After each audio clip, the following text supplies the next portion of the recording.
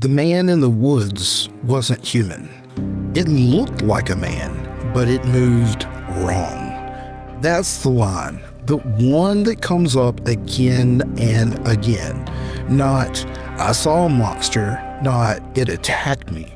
Just that chilling sentence, said in hushed tones by people who still don't believe what they saw. It looked like a man, but it moved wrong. In the thick woods of Appalachia, people see all kinds of things. Bears, mountain lions, occasionally a cougar or bobcat. But those don't stand up straight and smile at you. They don't wave. They don't say your name in your mother's voice. There's something deeper happening in the mountains. Not ghosts, not cryptids, not the usual suspects, but something else. Something that looks human, but isn't.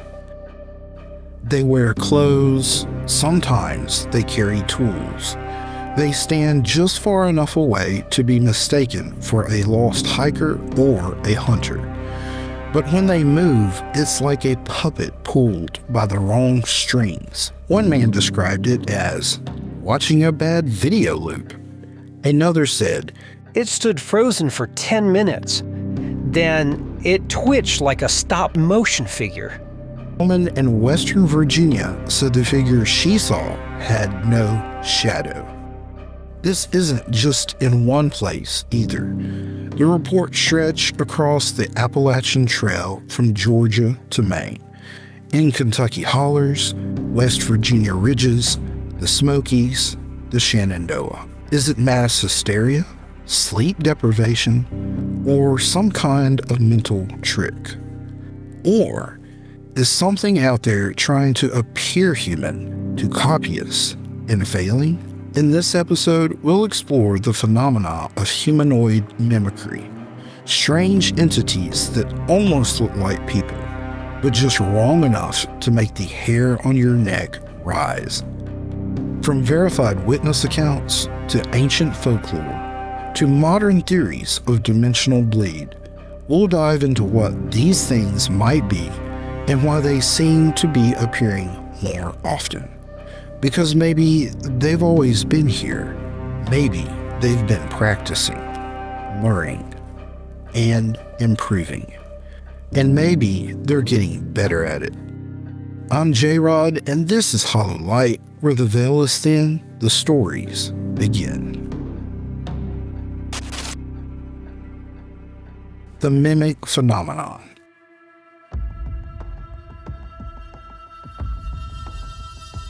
What do you call something that walks like a man, talks like a man, but isn't a man? Some call them mimics, others say glitch people, or simply the Watchers. These aren't hallucinations, they're patterns, reported by hikers, hunters, campers, even linemen and search and rescue teams across Appalachia. And their behaviors are always the same. Standing in stillness for long periods of time, sometimes hours, moving in bursts that resemble a broken video file, mimicking familiar voices, parents, spouses, children, copying human shapes, just slightly too tall or too slender, wearing clothes that don't quite match the time or the region. A forestry worker in West Virginia reported a man near a trail who appeared to be waving, except his arm bent backward at the elbow. When approached, the figure stepped behind a tree and it never re-emerged. The worker circled the tree in under 5 seconds. There was no one there, no footprints, no sound, just the residual static buzz in his walkie, like a mic left open too long. And then there's the voice trick. That's where things get really disturbing. A woman in Tennessee reported hearing her brother's voice calling her from the woods behind her cabin, only her brother was out of state. "He sounded like he was in pain," she said. so I stepped off the porch to look. As I got closer, the voice got clearer, but it never changed emotion. It was stuck on repeat. Anna, I need help. Anna, I need help. Same tone, same inflection, over and over again. But it wasn't him. These aren't just campfire tales. Psychologists might call it auditory hallucination or pareidolia, the brain interpreting vague stimuli as something known. But when the same stories keep surfacing in different states, different decades, we have to ask, is something trying to appear human and using our familiarity against us? There's a theory that makes the rounds in Appalachian forums and cryptid groups, the unfinished copy theory. It goes like this. These things observe us, try to imitate, but don't fully understand how we work. They've seen us blink, but don't know it happens quickly.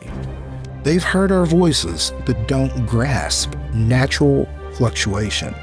They wear our clothes, but don't understand that people don't wear flannel in summer. They're working off an old photo or maybe a corrupted file. Something gets lost in the translation. Which begs the question, who's copying us? And why are they practicing? Verified witness account. It blinked sideways. It was tall, maybe 6'5", 6'6", hoodie, jeans, standing just on the edge of the woods. That's how Caleb, a contractor from Dillsboro, North Carolina, began his story when he was interviewed in 2019. He'd gone out to fish in a small river bend, something he did to relax after long weeks on the job. It was near sunset. The sky was gold. He said he had earbuds in, but felt watched. He paused his music, turned toward the trees, and that's when he saw it. Just standing there, not moving. I thought it was another fisherman or maybe a hiker, but it was the stillness that got me. It was like a statue. He waved, no response. He shouted, "You good out there?" No answer. Then the figure twitched, a full body jerk. Not a flinch, a glitch. Caleb grabbed his binoculars, and what he saw made his knees lock. Its face wasn't normal. It was stretched. The eyes were too big, the mouth too small, but it was trying to smile. You know that smile people do when they think they're being friendly, but they've never done it before? It said my name. Not shouted, not whispered, just said it clearly and calmly. But its mouth didn't move. It said my name, and the face stayed frozen. Then it blinked, sideways, like a lizard, like a snake, just one eye at a time, but it went horizontal, like skin sliding across the eye. That was it. He dropped the binoculars, looked up, gone. He thought he imagined it until he walked over. Where the thing had stood was flattened earth, but not just footprints, bare footprints, 5 toes, long and slender, each foot about 15 inches long. I've seen bears, I've seen coyotes, I've even seen weird barefoot hikers. But this thing, it wasn't wearing shoes.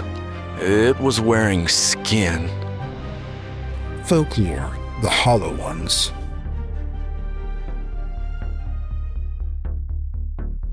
You don't survive generations in the mountains without learning what not to talk about. Not every story gets written down. Some are only passed by firelight. Some are given as warnings. Don't go past that tree line. Don't follow that voice. Don't answer the knock. And then there are the stories that feel older than language, of men who walk like us, but aren't us. The Cherokee spoke of the Nunahi, the people who live beneath the mountains.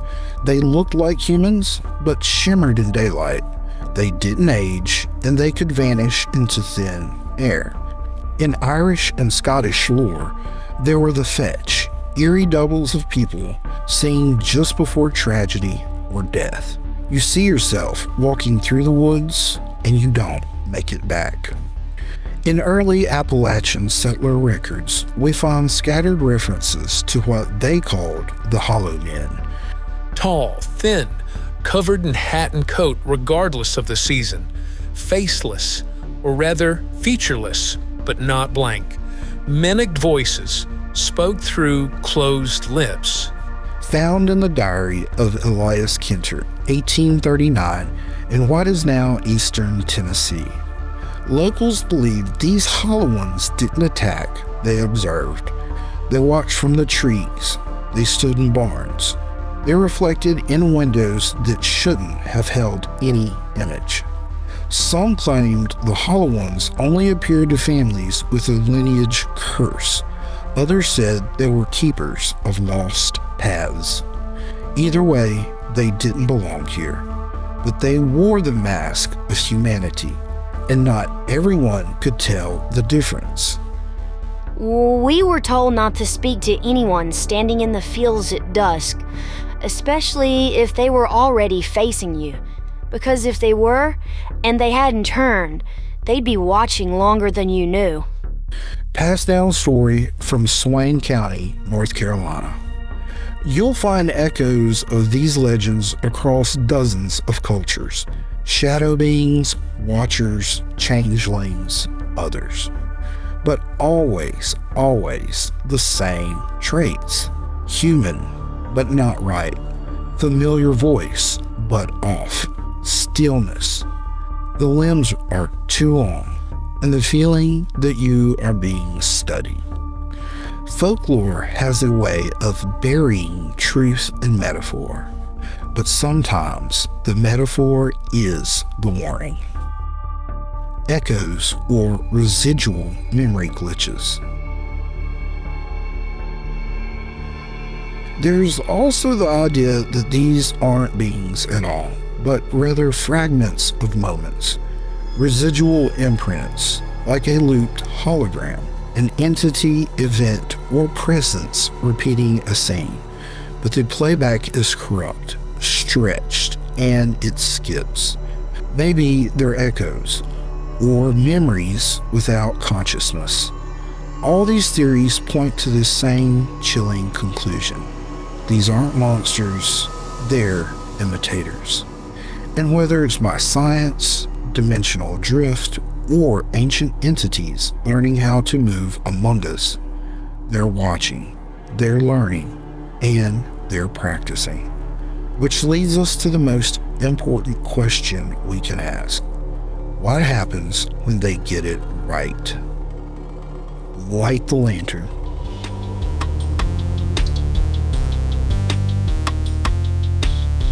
Here's the thing about mimics. They don't come crashing through the woods. They don't scream. They don't lurch at you from the dark. They watch, they wait, and they wear your shape. They know that if you hear a stranger in the woods, you'll ignore it. But if you hear your mother's voice, your wife's, your own name, said in a tone only your brother uses, you'll turn around. And that's what they want. Whatever these entities are, dimensional leaks, watchers, parasites, shells, echoes, they thrive on one thing: recognition. The moment you acknowledge them, respond to them, you've told them, you're doing a good job. You almost had me. So remember this: if you're ever walking a ridge and you see a figure standing too still, if it's just barely shaped like a person, if it calls your name with the wrong rhythm, don't wave to it, don't speak to it, don't answer it, because it might not be a person. It might just be something learning how to be one. If this story has sparked a memory, made a chill run down your spine, or if you've seen a mimic, share it. I want to hear your story. And if you made it this far in the video, please post Hollow One in the comments below. And thank you. For more stories from the Veil, please click subscribe and don't forget to hit that like button. God bless, stay prayed up, and remember, some lights are meant to guide you home while others are warnings.